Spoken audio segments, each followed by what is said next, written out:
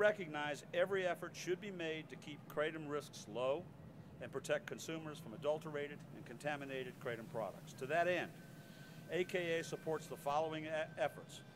1, regulation. AKA supports the appropriate FDA regulations to ensure the safety and purity of kratom products. And let us be clear on that. The leaf is sacrosanct. We're talking about adulterated, we're talking about tincture, we're talking about extraction methodologies, we're talking about controlling the purity of the product. 2, children. While federal surveys have not identified the use of kratom products in children as an emerging problem, AKA nonetheless supports efforts to prevent youth use. Purity. AKA supports standards for product purity just as there are for most food products. Potential adulterants. AKA would welcome FDA standards to prevent contamination or adulteration of kratom products with dangerous substances. AKA also supports appropriate monitoring to reassure consumers that their lawfully purchased products meet purity and manufacturing standards. Claims consistent with the Dietary Supplement Health and Education Act of '94, DSHEA, AKA will work with the FDA to ensure that AKA's statements do not constitute inappropriate claims. AKA encourages FDA to work with manufacturers and marketeers to develop labeling that is appropriate and helpful to consumers. I hope you agree that is a powerful statement coming from an industry that wants to treat its consumers right and to be held to appropriate standards. Our message today is very simple.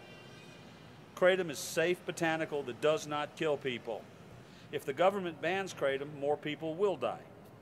Kratom is an alternative to opioids, not a gateway to opioid abuse. And the American Kratom Association supports appropriate FDA regulations to ensure product quality and safety for consumers. That concludes my formal statement. Turn things back over to Pat Mitchell. Pat?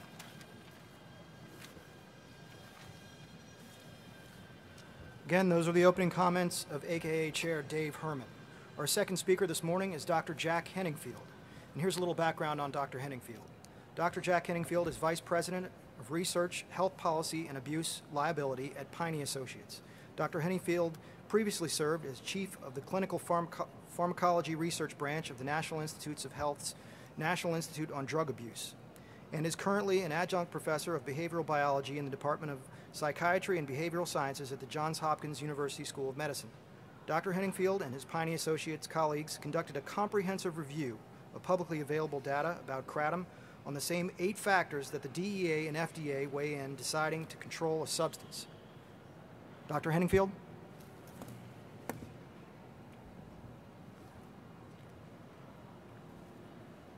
Thank you. Good morning. It's a pleasure to be here.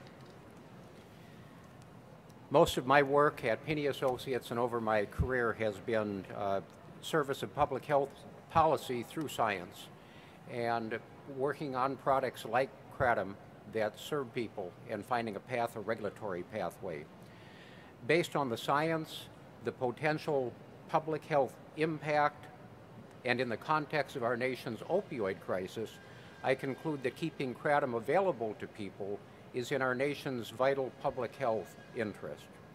However, I also support balanced regulation, and some of that are the principles that you just heard from Mr. Herman.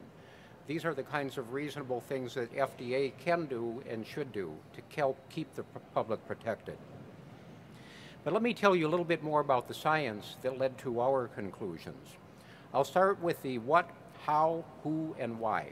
I will also make a few comments on kratom safety and kratom in the context of our nation's opioid crisis. What? What is kratom?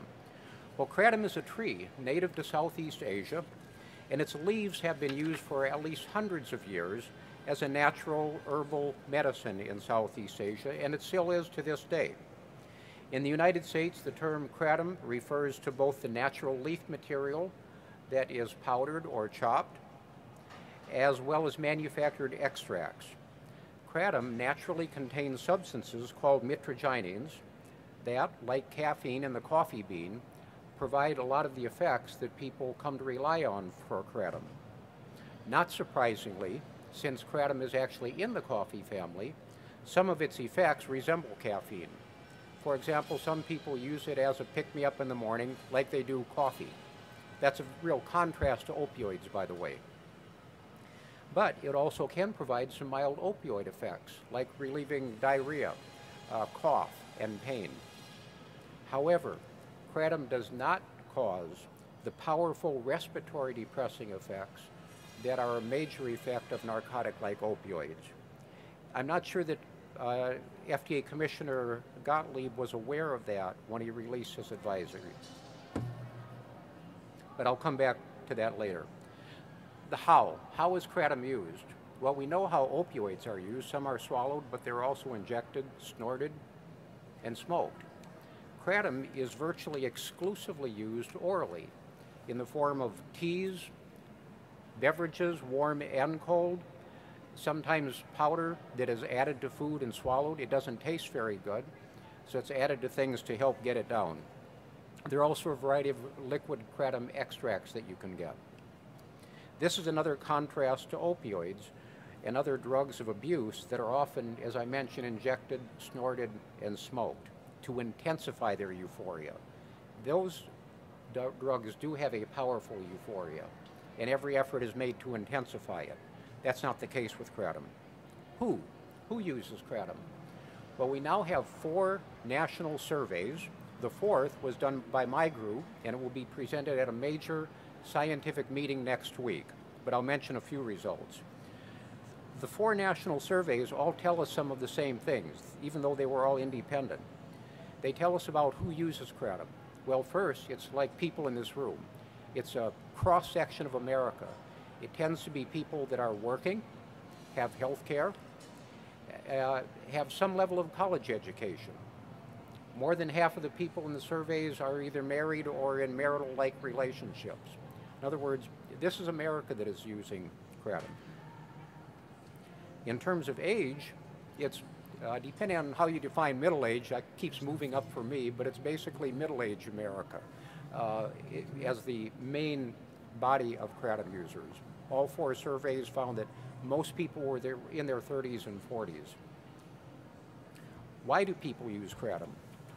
Well, I'll start out with why they don't use it. They don't use it because it tastes great, because it doesn't. They don't use it to get high, because it's a lousy way to get high. And people that have tried report that. And in fact, people that look for better ways to get high and then report it on the internet tell you just that. If you want to get an opioid-like high, use a real opioid. So why do people use it? Well, the 4 independent surveys tell us that people use it for health reasons. They use it for pain that is generally mild. Some people use it for more severe types of pain, a variety of types of pain.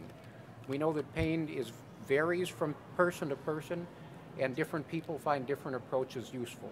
Some people find kratom very useful for their pain. Some people use it for stress, anxiety, and depressed mood states. And for them, they say it works very well. In our survey, they said 90% said it worked well to very well. Some people use it as a pick-me-up in the morning the way other people use coffee. Also, in contrast to opioids, many people say they use it to improve their occupational performance by increasing and improving their attention and alertness and focus.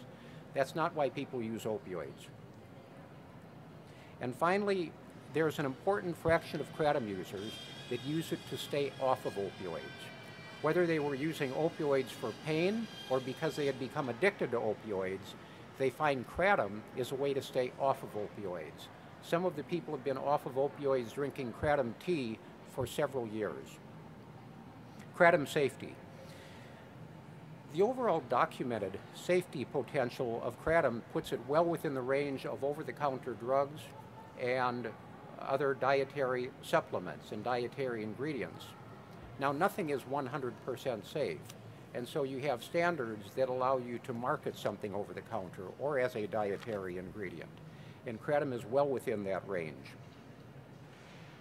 In fact, in a major comparative study of emergency room mentions by the FDA and CDC, published in the New England Journal of Medicine in November 2015, they looked at 30,000 some cases. Kratom did not show up once. That doesn't mean there weren't any cases. It means the signal, the safety signal, is very small compared to commonly used medicines and herbal therapies and other products. With respect to deaths, we have yet to document a single death that could be reasonably be concluded to be considered a kratom overdose death or a poisoning death. Now, we have about 90 of these a day from opioids. How does that occur? Well, respiratory depression. It's almost like an off switch. You push a real opioid up high enough and breathing stops. Same thing with alcohol and sedatives. With cocaine or amphetamine, you push the dose high enough up and you can get cardiac arrest. These drugs produce poisonings that are reliable, and we can document it in animals and people. We have yet to document that for kratom. Has it been present and sometimes used by people? Well, you hear more about that later from Mr. Haddow, but the answer is yes. The question was, did it have any involvement? And if it did, what was its involvement? A kratom in the opioid crisis. Let me finish up here. One of the important things that we found over the last couple of years is that there are many people that are using kratom in place of opioids, to which they had become addicted, or they found kratom as an acceptable alternative to opioids for pain management, and they wanted to get off of opioids. They wanted to do what many federal agencies are saying, which is, if you've got pain, try something other than an opioid first, and if that works, don't go to opioid. Or if you're on an opioid, try something else and see if that works. People are listening, they're doing it with kratom, and for many people it works. I can tell you the surveys show they are terrified of losing access to kratom. They are terrified, and many say they will turn to black market sources of kratom. The black market for kratom will explode and metastasize if legal kratom is banned, and that is a deadly scary market. We hear about problems in the illicit market. They are nothing compared to what we will see with the black market. They are also terrified because there are people that are using it in place of opioids. And they know what people like me who study opioid addiction know, that if you take away the lifeline that is keeping somebody off of opioids, a lot of those people will go back to opioids and some of those people will die.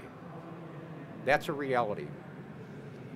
Unfortunately, as suggested by the FDA advisory on November 14th, that equated kratom with narcotic-like opioids under a headline touting deadly risks associated with kratom, the FDA commissioner did not seem to understand what millions of kratom users know and what the science tells us. It is a path away from opioids, not a path to opioids. And whether it's concentrated in extracts or consumed in very large amounts in tea or given to animals, it does not produce respiratory depression, and it does not produce the powerful euphoriant effects that opioids do. And as I mentioned, 4 U.S. national surveys have all concluded this, and I will be showing some of these data in more detail at a scientific meeting next week. I would not want to be part of a federal agency following the banning of kratom, because following the banning of kratom, the headlines are predictable. Working mother of 3 children had been off opioids for 2 years. The government banned kratom, she went back to opioids, and now she is dead. Why did the government ban kratom when this was foreseeable? That's what motivates me in this area. We do not have a public health crisis with kratom. If we ban it, we will create a public health problem that is deadly serious. Finally, we need a path to keep kratom available to realize its potential to help keeping Americans manage their own health and health care. We do not want to replace that with the black market that will surely spring up. Kratom is an asset that is here today. It is not a pie-in-the-sky theoretical solution to the opioid crisis. There is no simple solution, but kratom is one asset that we do not want to lose. I hope we can all work together to help FDA to find a path to keep kratom available to people and improve its safety record. Thank you.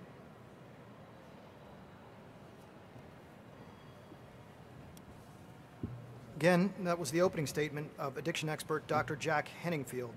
You can find the December 2016 8-factor analysis he referred to on the website for the American Kratom Association.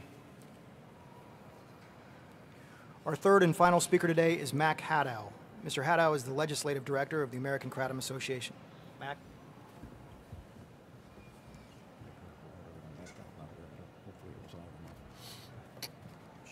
Thank you, Patrick.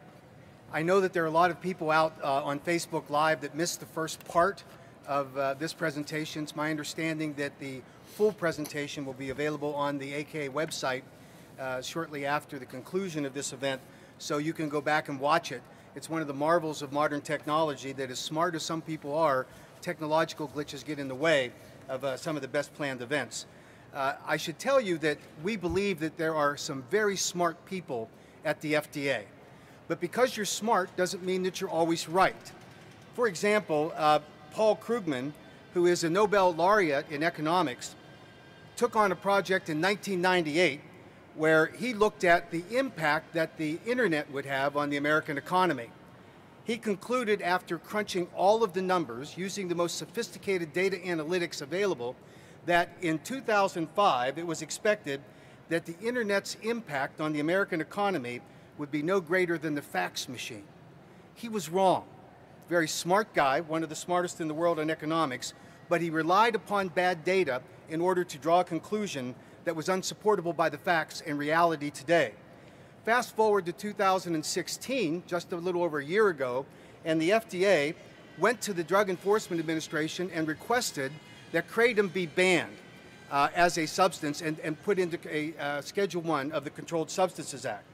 They did that under the emergency scheduling powers of the Controlled Substances Act passed by Congress.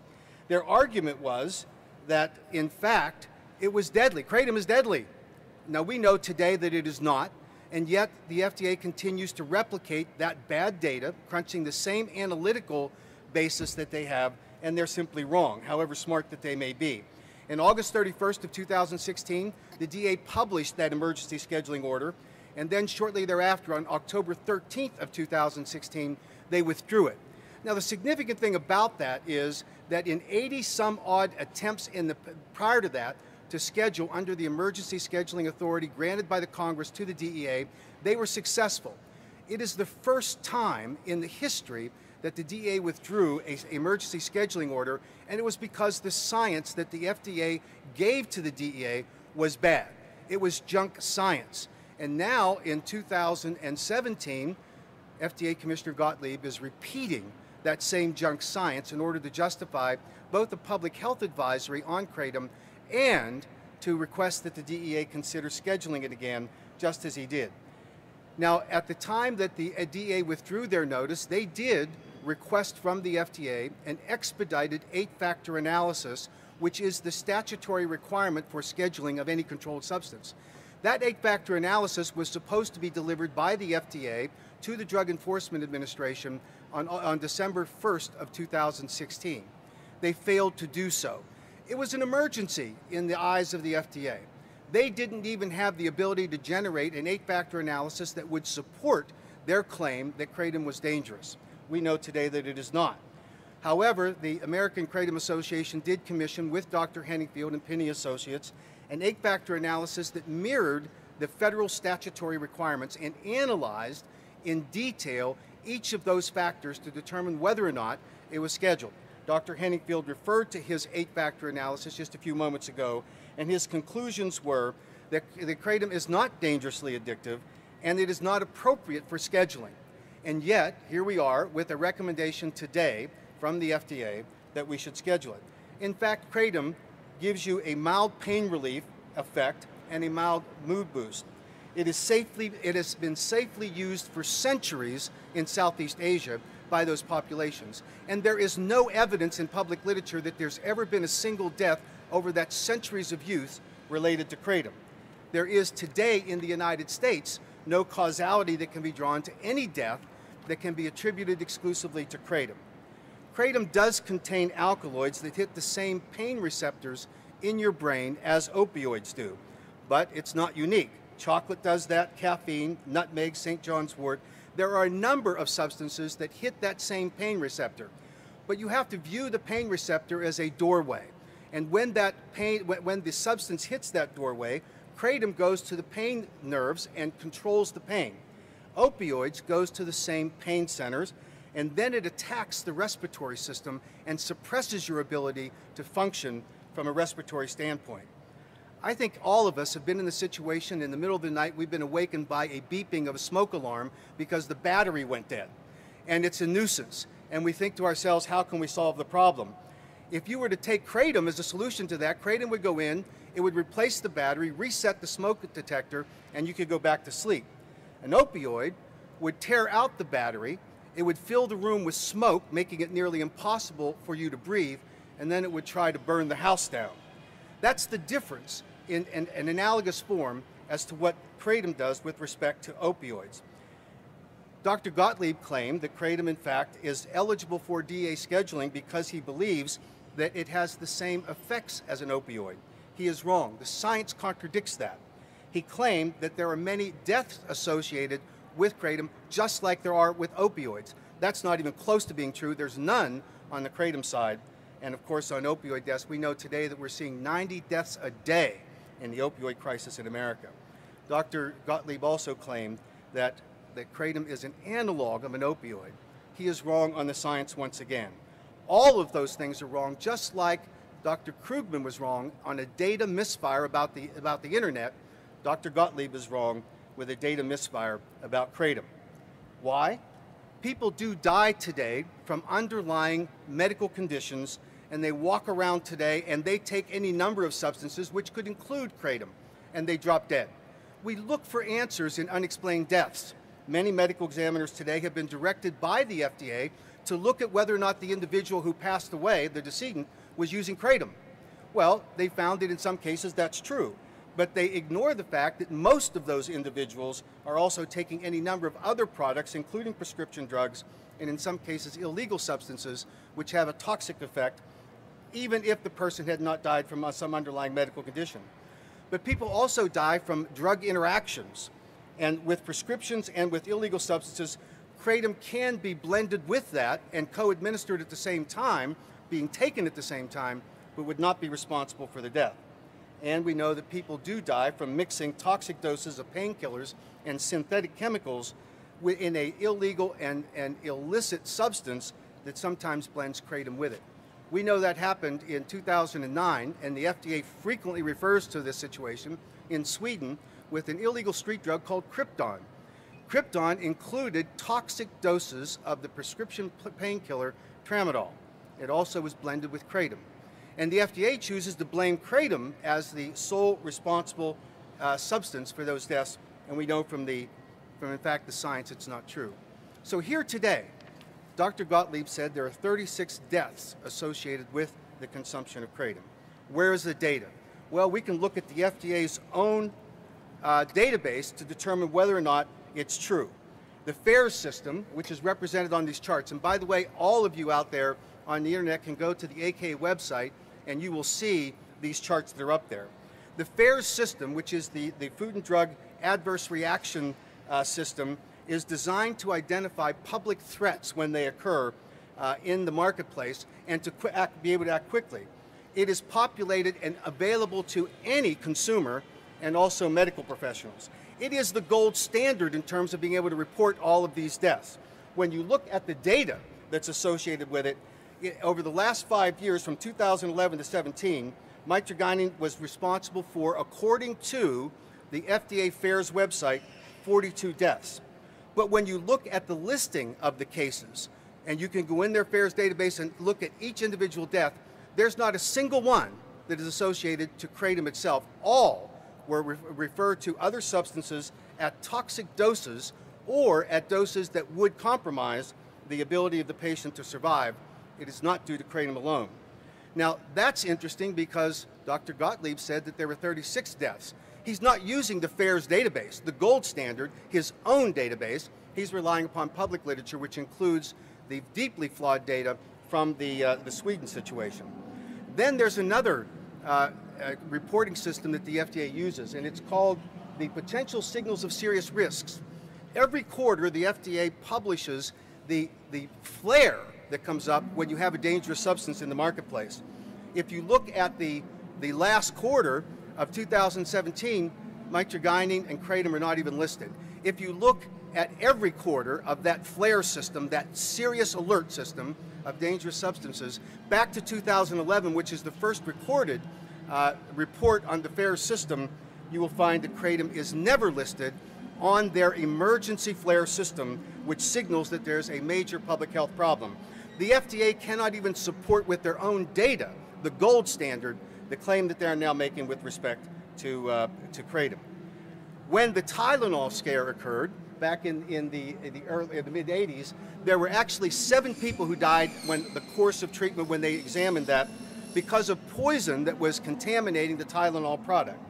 The result of that was that the FDA looked to find ways to improve the packaging and improve the standards for packaging.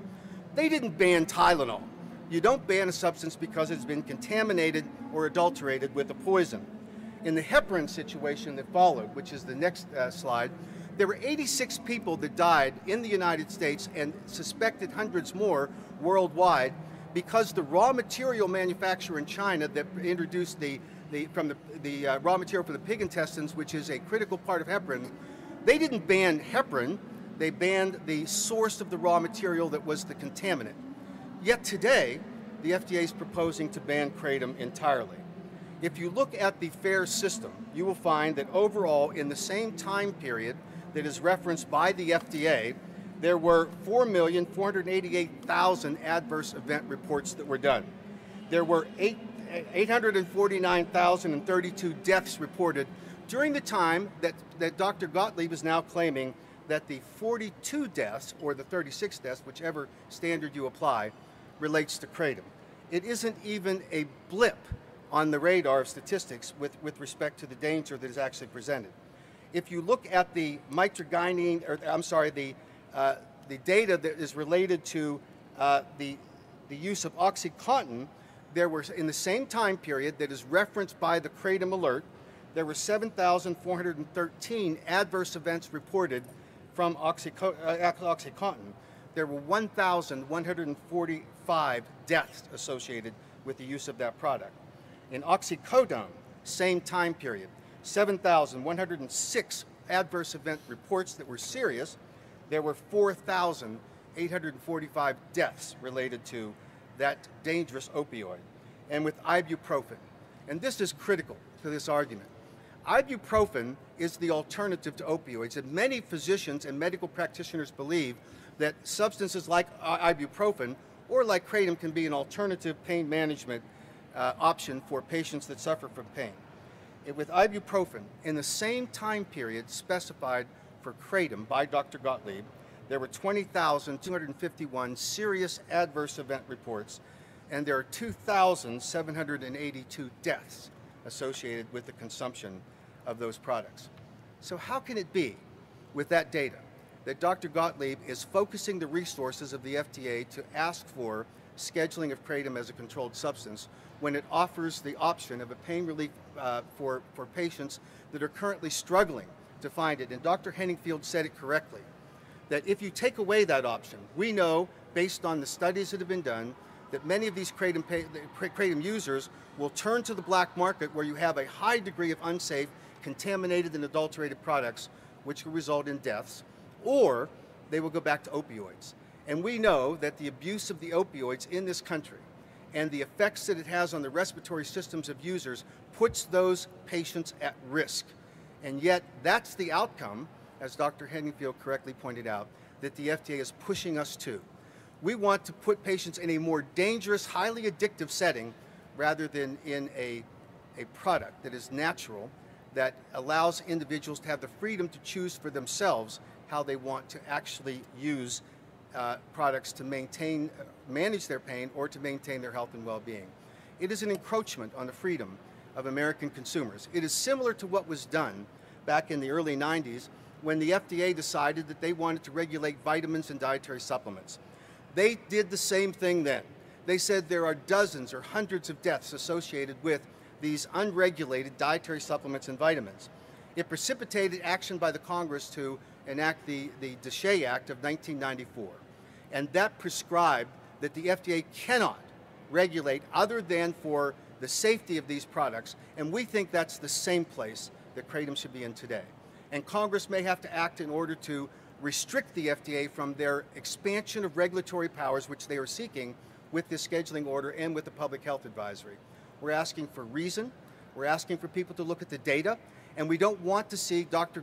Gottlieb's data mistake to be replicated into an onerous burden upon the citizens of the United States who want to have the freedom to make their own healthcare choices. Thank you.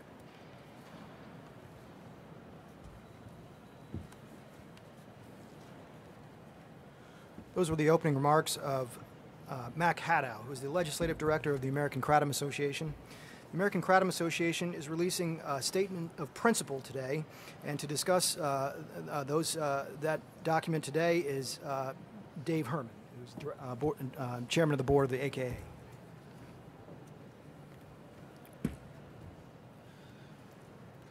We think it's crystal clear that Kratom, a natural botanical, is being demonized by attempting to ban it. There's no reason to do this.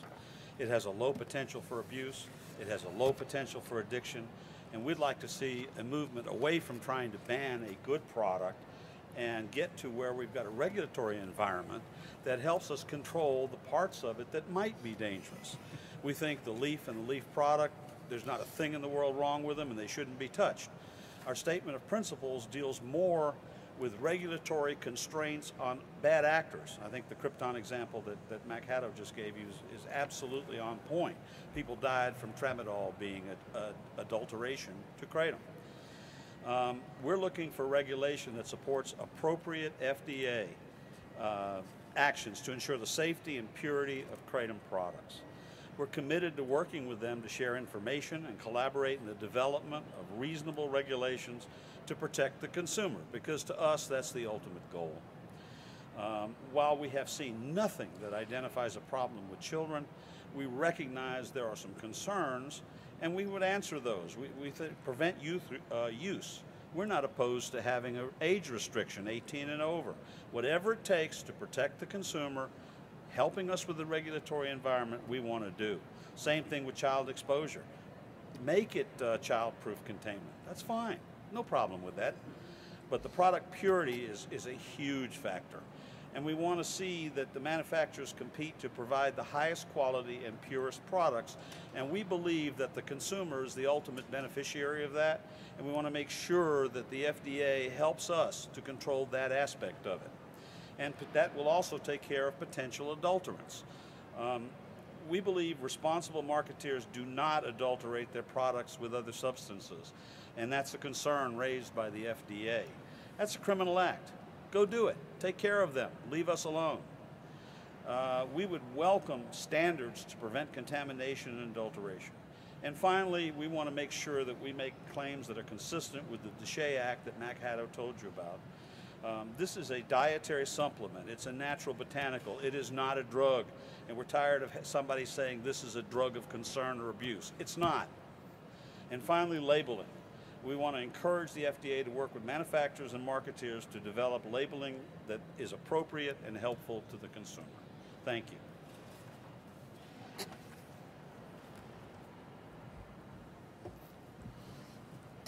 That concludes our opening statements today from American Kratom Association.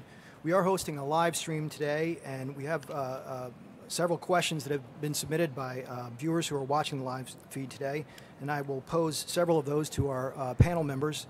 The first question is to the group, is if the FDA did not propose a ban in relation to the other products that you highlighted, in particular, I think Mac highlighted those products, if the FDA did not propose a ban in relation to those other products that you highlighted, why might it treat Kratom so differently? And does this create a possible legal opening for the Kratom industry? I'll take a stab at that. First, the FDA has an interest in expanding its regulatory authority in order to protect people, and we understand that. But they have to do it responsibly. We believe that in the case of Kratom, that the plant itself it should be treated as a food. It's safe. It's been used responsibly by millions of people in the United States, for centuries over in Southeast Asia by that population. We don't think it should be demonized. And so if there is a product that is manufactured from the leaf that extracts the alkaloids, then that's appropriate for regulation by the FDA under the DSHEA Act, which allows for them to ensure the safety of the products that are manufactured. We also support appropriate regulations that will guarantee that a consumer, when they purchase a Kratom product, is getting something that's safe, that it's pure, it's not adulterated, and not contaminated. And that's the role of the FDA and the DEA. They should intervene and interdict aggressively any bad actor in this supply chain of Kratom products. But because there are contaminated products that sometimes get into the mix, that's not a justification and never has been at the FDA for banning the underlying otherwise safe product. Can I add to that? None of us are saying FDA should not regulate Kratom. That's how FDA can protect the public. And look at coffee. You buy coffee beans, they're pure, they're clean. FDA regulates them as a food. If you buy a product like Coca-Cola here in Atlanta, it has caffeine added. The amount of caffeine is limited as a dietary supplement. FDA can do all of that. That's what we need FDA to do, protect people with its authorities. If it goes to the black market, FDA can't touch it. Then people are hostage to the vultures running the black market. Well, that's a good set. Go ahead, Dave. We welcome the science.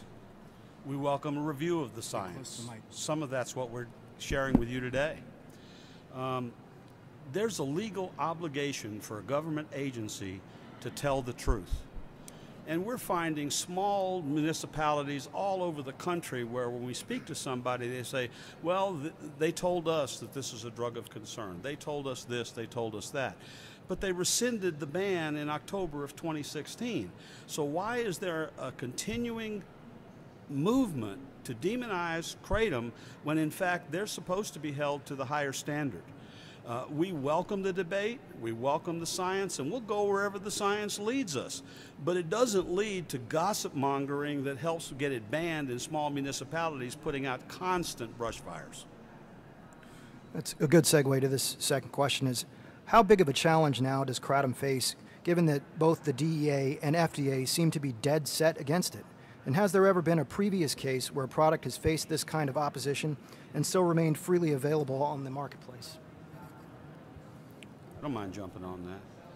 The reality is we've got a pretty big fight. What is misunderstood terribly is the passion of the Kratom community. These are people that have pulled together. When you look at the ban period and the comment period, we garnered over 122,000 petition signatures. There were over 23,000 comments made on the DEA website, and 99.1% were positive. And we had what we call We Are Kratom. We had doctors, we had lawyers, what Dr. Henningfield referred to as that middle class segment that uses this for the appropriate reasons. And a lot of them are just completely terrified of what's going to happen to their lives. I hear it every day. And so do we have a fight in front of us? Yep, that's very, very clear. But we're not going anywhere, and we think that the community itself is so passionate in protecting their rights, and it is their right, that we're going to stay and they're going to stay, and let's see where this goes. Let me add to that. Sure thing, go ahead. And first, when the DEA made its announcement in August of 2016, we all thought that was game over. As Mac said, Mr. Haddow said, more than 80 times DEA has proposed emergency scheduling. They never changed their mind. My group helped American Kratom Association pro bono at that time because we said it was the right thing to do. And we thought it was game over, but we helped. Within a month and a half, as you heard, DEA withdrew its proposal and put it back in FDA's court. I have confidence that FDA will get it right eventually, but I think they need the perspective of the benefits that it is doing right now to help people in America. We have the Science Foundation. The Science Foundation is getting stronger and stronger by day, but the most important thing is for people that are benefiting to let FDA know, to show the human side. This is real.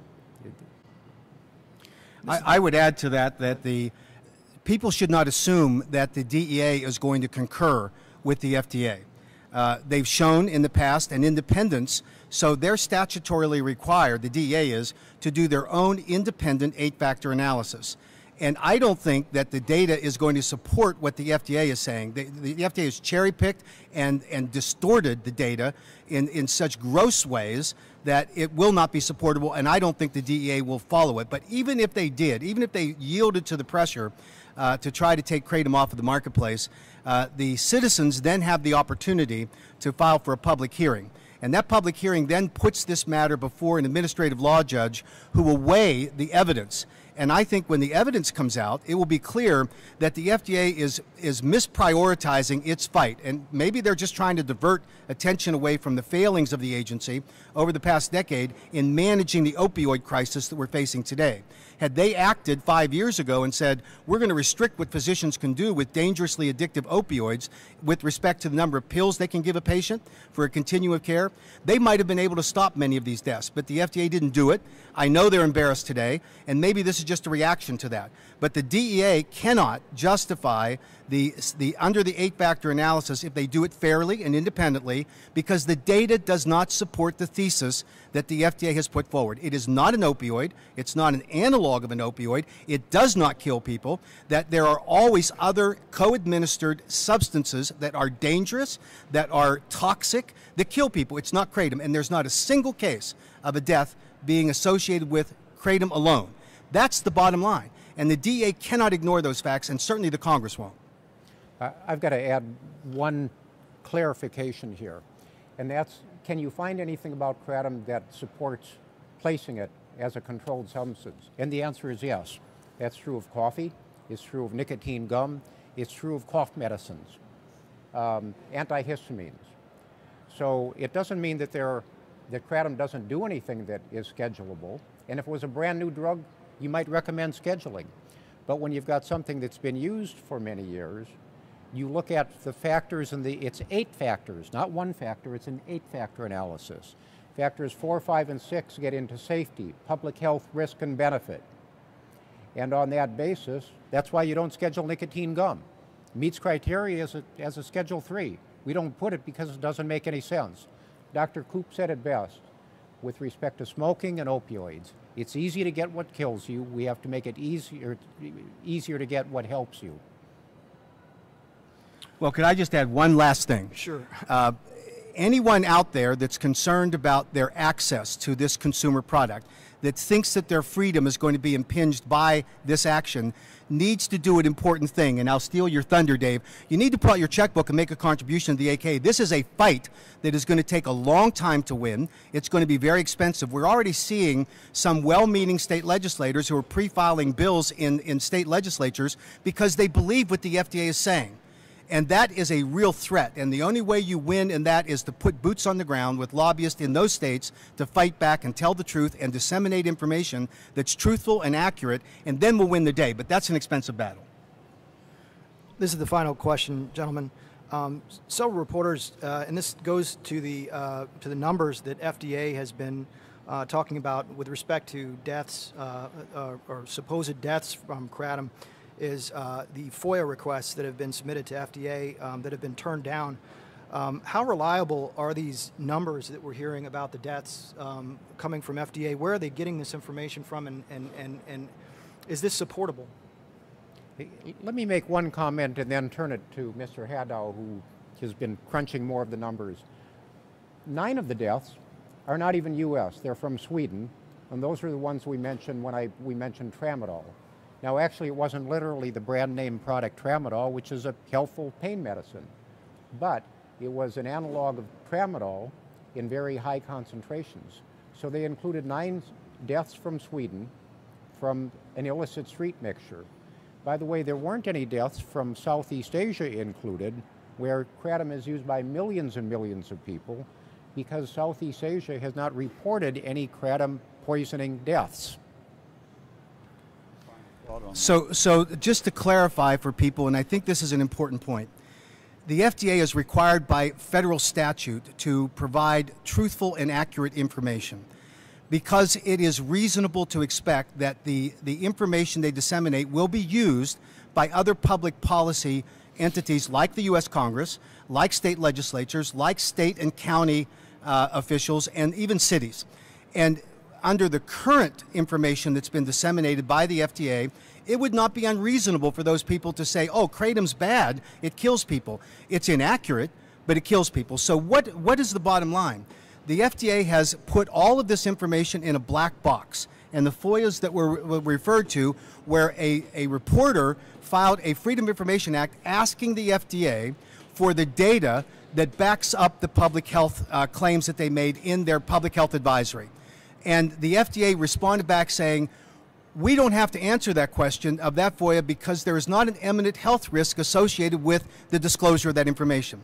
The FDA commissioner stood in front of national TV and said that it was a public health threat. And yet the FOIA office says, well, it's not significant enough for us to reveal the information that we're using. So there's a little bit of uncertainty about the exact deaths that they're referring to. The second FOIA asks for the specific autopsy incident report deaths and finding out exactly what the causation of death was. And for each of the 36 deaths, this is a very important point. The FDA's response was, we have no relevant data related to that request. They are bound by law to disclose what the 36 deaths are. And if you take it at face value, they don't have the information about the deaths. They're relying on rumor. They're relying upon loosely drawn, gossipy kinds of data that are sitting out there where people simply repeat the lie over and over and over again, and then they treat it as the truth. The FDA should do better than that, and their own FOIA office acknowledges and proves that the data they're using is not defended by any scientific basis, but rather just that rumor mill. One final thought on that. We have the feeling that the FDA is running into the ground as hard as they can go, making us chase them because they didn't think anybody would. And so we now have a Me Too mentality that comes directly from the FDA treating Kratom the way they are. And so smaller municipalities, states, they're all trying to be part of that Me Too. And so we have people that want to legislate a ban on Kratom based on nothing more than rumor and innuendo. Again, we'll go where the facts go. We'll go where the science goes. We would appreciate it if FDA would do the same thing. And that was our final question today that's been submitted via email from viewers of the live stream. I would ask if we conclude this news event from American Kratom Association, you can go to the AKA website for additional information. And again, I'll repeat that. It's www.americankratom.org. And at the website, you can find a full news release as well as additional information and information on how to get in touch with any of the speakers that you've heard from today. That concludes our news event for today. Thanks very much.